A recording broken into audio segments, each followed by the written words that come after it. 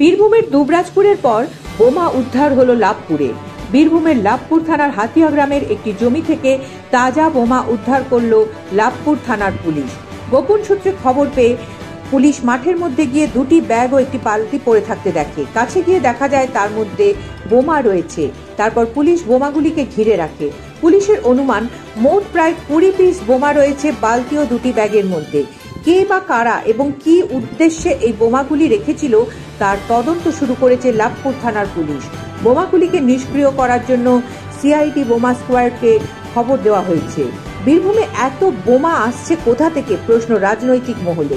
একের পর এক বোমা উদ্ধার এবং বোমা বিস্ফোরণে উত্তপ্ত হচ্ছে বীরভূম।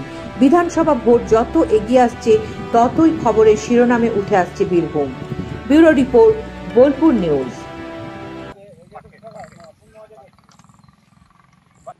ছবি আছে